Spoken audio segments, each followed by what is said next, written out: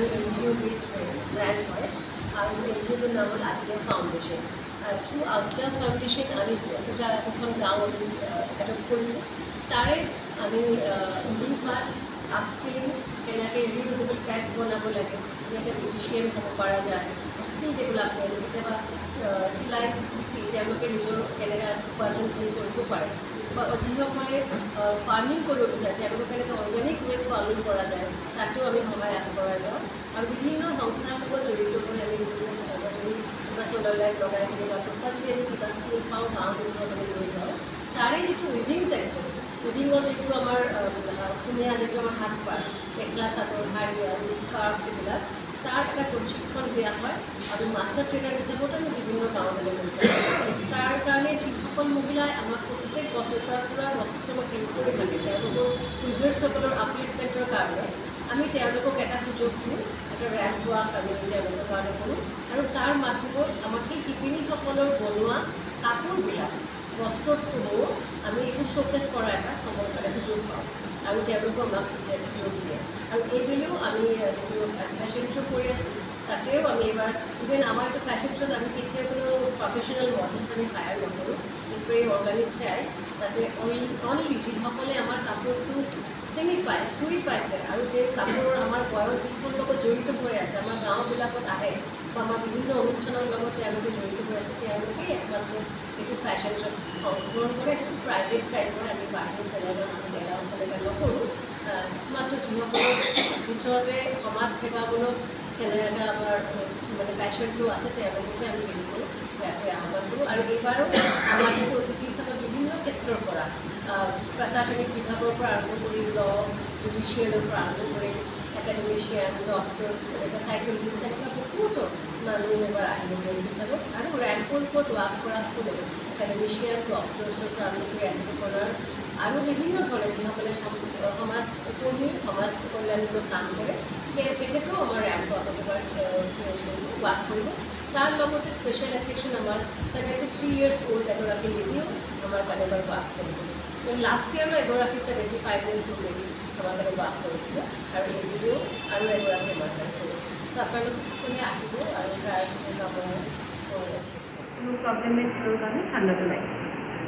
কিন্তু যেতিয়া আপুনি চেন্সিটিভ পৰিধান কৰিব হ'লে কিন্তু এলাৰ্জি, স্কিন কেঞ্চাৰ বিভিন্ন ধৰণৰ হ'ব লাগে। চ' চেল্ফ এৱাৰনেছটো আমাৰ কাৰণে বহুত দৰকাৰ, সেইটোৰ কাৰণে আমি আজাকে প্ৰত্যেক বছৰ ফেশ্বন শ্ব'টো কৰি থাকে।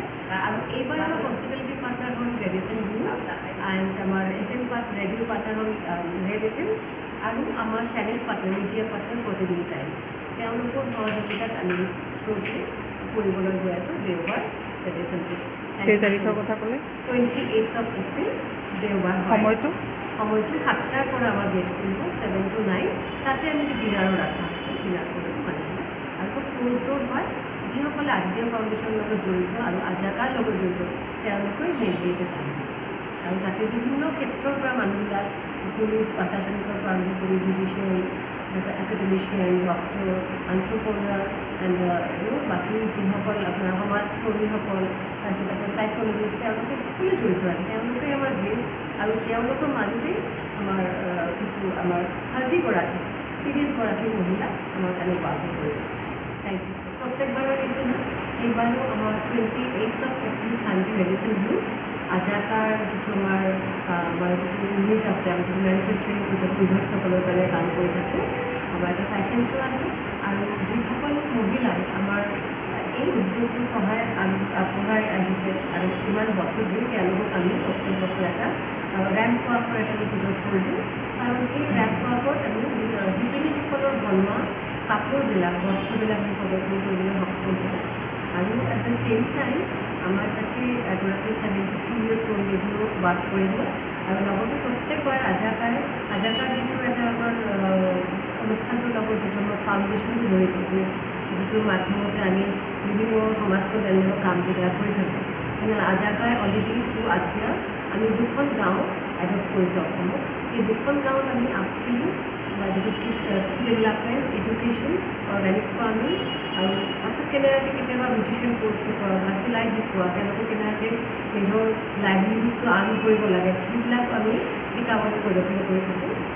লগতে ফাৰ্মিংটো আমি তেনেকৈ কেনেকৈ কৰিব লাগে তাৰ যিটো উইভিং পাৰ্টটো যিসকল গাঁৱৰ যিসকল উইভাৰ্ছ তেওঁলোকক লৈ আমি আমাৰ এটা লুমছ অফ হেৰি আছে আমাৰ তেনেকৈ ইউনিট আছে তাৰ মাধ্যমতে আমি তেওঁলোকক কেনেকৈ মাৰ্কেট ফ্ৰেণ্ডলি কালাৰ ডিজাইন বনাব লাগে আপোনালোকে এনেও দেখিছে বহুত জেগাত মোক কেতিয়াবা মাজুলী বা এইবিলাক জেগাতো মোক বহুতবাৰ আমাক ইনভাইট কৰা হৈছে আমি তাতে যাওঁ তাত তেওঁলোকে বহুত ধৰণৰ কাপোৰ বনায় কিন্তু কেতিয়াও বিক্ৰী নহয় বহুতৰ কাপোৰ কিন্তু আমি কেনেকৈ মাৰ্কেটত কেনেকৈ যাব লাগে কেনেকৈ মাৰ্কেট ফ্ৰেণ্ডলি কালাৰ হ'ব লাগে ডিজাইন হ'ব লাগে আমি গ্ৰাছ ৰুট ষ্টুডেণ্ট বা উইভাৰ্ছসকলক এইটোও শিকাই থাকোঁ এই ফেশ্বন শ্ব'টো মেইন উদ্দেশ্য দুটা আপোনালোকে দেখা পাইছে চিল্ক মাৰ্কো আছে আমাৰ বিকজ আমি সদায় চিল্ক এৱাৰনেছৰ কাৰণে কাম কৰি থাকোঁ চিল্ক এনেকৈ এটা বস্তু যিটো